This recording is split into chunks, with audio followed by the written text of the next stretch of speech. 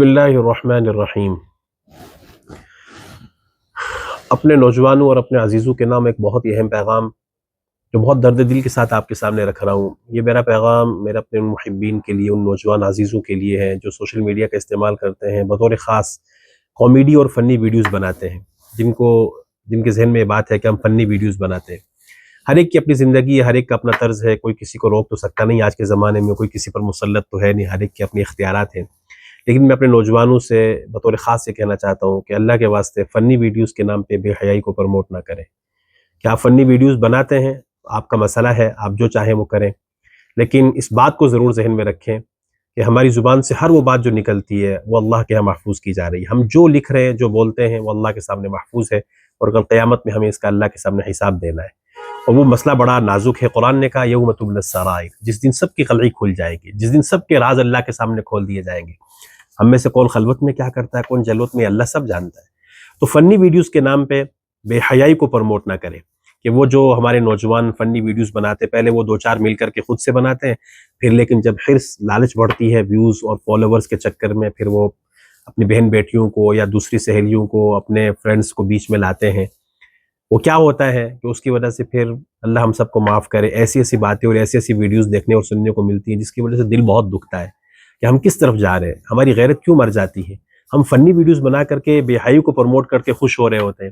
مجھے ایک دن ایک نوجوان نے، ایک عزیز نے ایک کلپ بھیجا، اس نے پوچھا کہ کیا یہ بے حیائی میں آتا ہے؟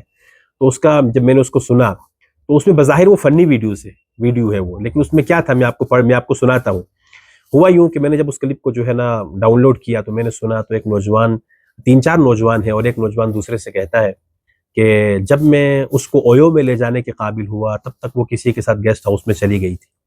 اب یہ سنیے، یہ کون سا فن ہے؟ اس میں کون سا جو ہے نا ہنسی والی بات ہے؟ اس میں تو رونا چاہیے، ہم سب کو ڈوب کے شرم سے مر جانا چاہیے کہ ایک نوجوان یوں کہہ رہا ہے۔ اب یہ بظاہر فن ہے، لیکن یہ پیغام کیا جا رہا ہے؟ ہم کیا چیز دوسروں کو سکھا رہے ہیں کہ جب میں اس کو اویو میں لے جانے کے قابل ہوا، یعنی ایک لڑکی کو، تب تک وہ کسی کے ساتھ گیسٹ ہاؤس میں چلی گئی تھی۔ یہ بے حیائی نہیں تو اور کیا ہے؟ یہی ایک جملہ ہمارے لیے اللہ کے یہاں پکڑ کا ذریعہ بن سکتا ہے، اور ہمارے لیے جہنم تک کے جانے کا ذریعہ بن سکتا ہے۔ ان چیزوں کو معمولی مت سمجھیے۔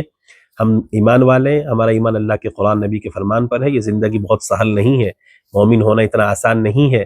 یہ بہت سارے ضوابط اور شریعت کی پابندی کرنی پڑتی ہے، تب جا کر کے آخرت میں پھر وہ جنت ملنی ہے۔ یقیناً اللہ بہت کریم ہے، لیکن اسی کے بنائے ہوئے ضابطے ہیں خدا کے لیے۔ فن کے نام پر، کامیڈی کے نام پہ، انجوائمنٹ کے نام پہ بے حیائی کو مت پھیلائیے۔ اپنی بہن بیٹیوں کی عزتوں کو، دوسروں کی بہن کی عزتوں کو، اور بیٹیوں سے بھی کہنا چاہتا ہوں، بہنوں سے بھی کہنا چاہتا ہوں کہ آپ بھی اس فیلڈ میں آ کر کے ننگے سر اور ایسے کپڑے پہن کر کے، ایسے اپنے جسم کی ساخت بنا کر کے آپ ویوز، لائکس، کمنٹ سب کچھ آپ لے لیں گے، لیکن اگر اس کے بدلے میں آخرت تباہ ہو گئی تو معاملہ بہت خطرناک ہونے والا ہے۔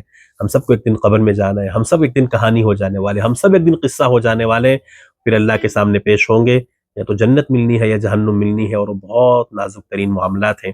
اللہ ہم سب کو عقل سلیم عطا فرمائے، شریعت و سنت کی صحیح سمجھ عطا فرمائے، اور اس دنیا کی زندگی کو جو دارالامتحان ہے، امتحان سمجھ کے ہی گزارنے کی توفیق عطا فرمائے۔ جزاکم اللہ خیرا۔